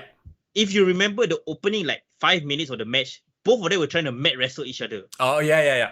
And they literally were like going at it, and it was like it looked like a fight. Yeah, it looked legit, and I see. I don't even need to think of that specific match. Just knowing them as wrestlers. Yeah, right? Any match from that era with those guys, like with your Eddies and Chris and Kurt Angle, and even like people like Shelton and Charlie Haas and the shooter background peoples. When they do these things, it's like it looks legit. you know? But like with this generation of indie fans, when they say they are so technical, but it looks very flowy, and I transition into you transition, like, I don't know what, it's like I can't get into it because it looks so fake, choreographed. Yeah, like for example, like the typical amateur wrestling move where you try to take each other's back, right? That's the whole point of the match. And when you're jockeying for position, you're grabbing each other in a waist lock. Yeah. You know, it's very gritty and dirty and very tough to look at, because it's like, oh, these guys are hurting each other, trying to dominate each other's position. So, if they can bring that back to the ROH pure title scene, perfect, great. I'll be happy. Yeah, I don't think they can, because this has become like the thing because of all these indie guys doing these moves that look so beautiful. Wow, very technical. Actually, you know, like maybe if you start watching MMA, then you'll realize, hey, wait a minute, it seems to be BS. But let's move on from this. This is an interesting match because it's Jay Lethal versus Samoa Joe, who has not appeared on anything anywhere. Like, what is going on here? Like, literally, Samoa Joe doesn't even do like FaceTime interviews. No, it's like Christopher Daniels showing up on Dynamite or Rampage. Oh, my friend will kick your ass, my friend. I've known him for many years, my friend. Like, what happened to Samoa? Is he okay? And I'm worried about the champ. I think he's injured, bro. He seems like an injury-prone situation. I mean, with age and everything, I get it. But injury aside, you mean he cannot just pick up his phone, film I'll kick your ass, Jay Lethal, blah, blah. He cannot. So he can. This entire thing has been essentially helmed by Jay Lethal and Sanjay Dutt and, well, Satnam Singh and Samoa Joe's friends, and not Samoa Joe himself. What the hell? He think he Undertaker. You know, Undertaker only appeared at WrestleMania, but the whole lead up is his opponents building the event. Or Roman Reigns now lah. Yeah. I don't know lah, bro. But of course, if they were to do an ROH television show, Samoa Joe needs to be there, like 24/7, because I don't think, not that he's not good enough for Dynamite, but I think he doesn't have a spot in Dynamite. Yeah, announcer. He can be the lead announcer for ROH so easily. Yeah. Fuck him, Caprice. I think I will listen to that commentary more. Yeah, we would watch ROH, but I don't, like we said, like we don't know what his deal is, injury or what. But it's very hard to get into this feud when one fella is just not there and he has his friends cutting promos for him. Yeah. What I'm very interested to see is like, what is the roster for ROH? Like, is there gonna be like ROH exclusive wrestlers, or is there gonna be like wrestlers who are called ROH home but they go back and forth with AEW all the time? So I'm curious to see how that's gonna work out going forward. Well, I mean, we will see it hopefully sooner than later lah, because like with the amount of talent that AEW has, and we talked about talent roster bloating. Well, it's so damn bloated right now. You know, they definitely need that platform. Okay, let's move on then to the main event for the undisputed ROH World Championship. Like I said, just Claudio just walks out. Oh, hey, now he's the number one contender. Okay, sure, we'll buy it, Tony. Yeah, of course. I mean, we will be happy the fact that Claudio is challenging for a title. Very interestingly, he has never won a ROH World Championship as well. So he literally hasn't been a world champion anywhere. So maybe this is how they give a poor Jonathan Gresham, you know. He just can't catch a break. Okay, so apparently the story to end, I have to give it to Caprice, because Caprice, in that short segment where Jonathan Gresham had his match, right? Caprice essentially told the entire story of Gresham's turn. How he's not even replying my messages. That was a funny line, but they used to be friends. He used to be the face of ROH, and then suddenly now he's aligned with Tully Blanchard. Yeah. So I appreciated that in terms of a commentary sense, where he realized not a lot of people might know his accomplishments. You can tell the difference when Caprice is explaining Jonathan Gresham versus when Excalibur is trying to explain anybody. We've talked about this already. Excalibur just spouts out a bunch of accomplishments. He won this title, he won that title, blah, blah, blah. Gresham actually paints a story. Yeah. I like him a lot. I also even like the other guy that is also a ROH commentator. I just can't remember his name. He actually has appeared on AEW television before. Yeah. One thing is, Jonathan Gresham, I know his name, but I never watched him wrestle until he appeared in AEW. Yeah. The thing with him is he's a bit he doesn't have height. So even though he's like wide, he's like who else? Like Taz, I guess? Like a rhino? Yeah, it's very interesting because he doesn't seem any taller than Rey Mysterio, but he wrestles like a heavyweight. Yeah. Ian Riccaboni is the other guy, by the way. Yes, which is he's also great as well. Yeah. But what he reminds me kind of a bit of not maybe Dean Malenko because he's very into the submission thing, right? So I like that he is built like a short, strong guy like a Chris Benoit or something like that, but he knows that he can't. It's not believable for him to do power all the time. He can't be like John Silver, right? Just does the power as a gimmick. Yeah. But he makes himself more serious by being like, fuck, I can stretch you guys out. And I like that. I like that as their world champion. Right. But again, you can't take away the fact that because of his stature, there's a ceiling lah, unfortunately. Yeah. So that's why I'm wondering, is this just their way of handing Claudio a title right off the bat? Because, I mean, you look at them, you put them next to each other, obviously Cesaro looks like way more impressive. Yeah, for sure. But I think it's going to be a great showcase for Gresham as well. To know that he can perform up to the standard of Claudio. Yeah, Claudio winning the title would be a great... Bro, he would be a great, like... The first champ of the new TV era or something like that, yeah? Yeah, and I think people will tune in to ROH to see Cesaro, like, for sure. It makes sense. The problem is... To an extent, yeah. Yeah, Gresham is so short, right? If you want to uppercut him, he have to squat. Oh my god, that's so hilarious. What do you think? Okay, 2 weeks in, what do you think of Claudio's run so far? I love the guy, but his presentation, once again, is the AEW way of presenting. Like he's very slowly becoming a Miro. Aleister Black, like he has a few, he has the shine, and then now he's challenging for the ROH championship. If he wins it, then what, is he going to become like a Samoa Joe? It's like, you remember Samoa Joe shows up, oh my god, and then...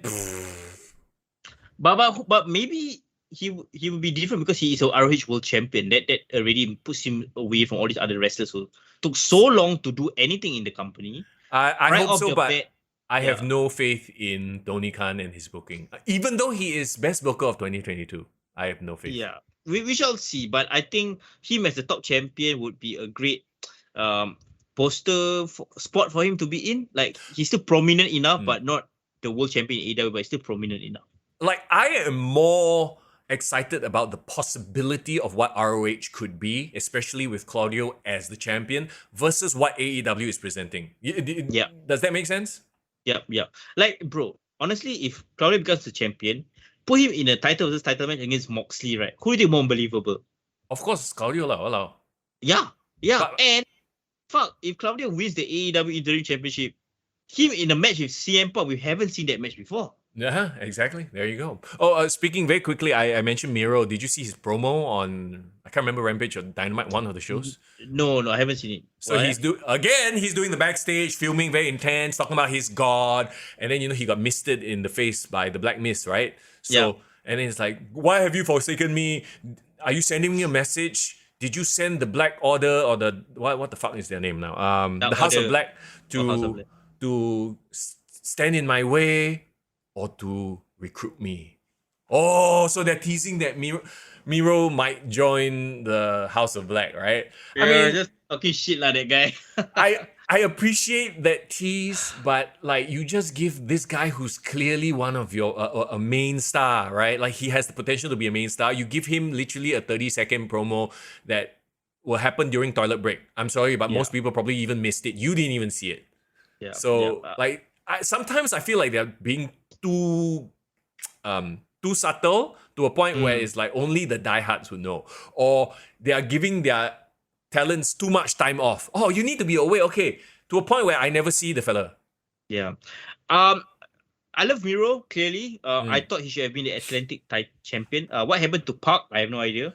Well, Tony Khan actually came out and said that he wants this title to be defended like all around the world at different promotions and stuff like that. Okay, sure, great, good for him. But This is a different example of out of sight, out of mind. This is really out of sight. I don't care about him anymore. Yeah, exactly, right? Yeah, but I want Miro to be the world title, bro. Moxley versus Miro for the AEW interim title. I think it's a match I would see. I would love to see that match. Yeah. There are a lot of things we would like to see, but it's only up to Uncle Khan to see whether he will give it to us, huh? Tony Khan. Yeah. Interesting. Okay. That being said, I think it's time to wrap things up. I'm looking forward to Ring of Honor's pay-per-view, and then of course the lead up to SummerSlam. That's what we'll talk about next week, and hopefully there'll be more developments in the Vince McMahon case.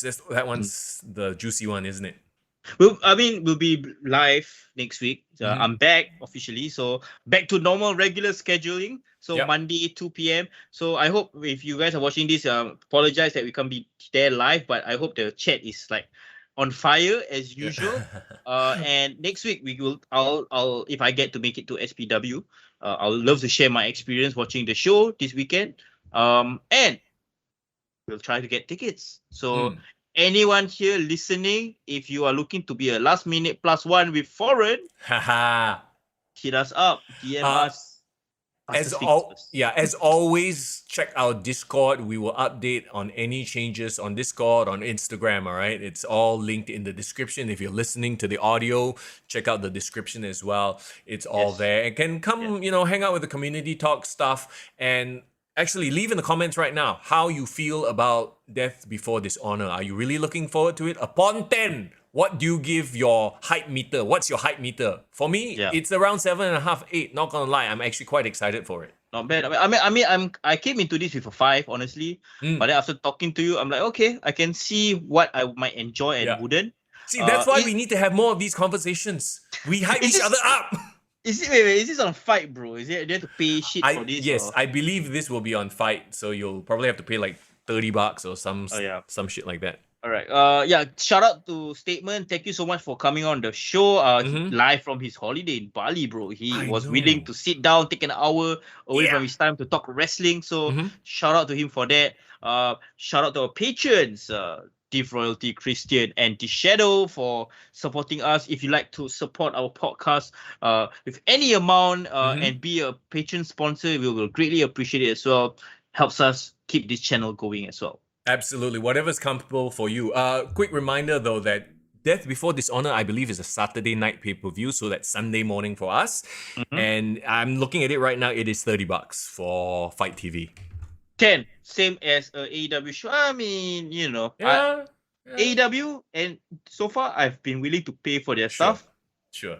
And I never regret it. So yeah, let's do it, bro. I think you can just do it for the FTR Briscoes match. It's worth it, really, in my worth. Worth the price of admission alone. Right. Of course, don't forget to check out our sponsor, Nickmat. Take a screenshot right now. You can see our beautiful face. Come, we count 3, 2, 1. You take a screenshot. We strike a pose. Okay. Okay. 3, 2, 1. Okay, there you go. We're gonna get out of here. Once again, everybody, thank you for hanging out, and we'll see you again live soon on the podcast. It's Mr. Young. And it's Foreign in the building. Take care. Kick to the gut. I like it.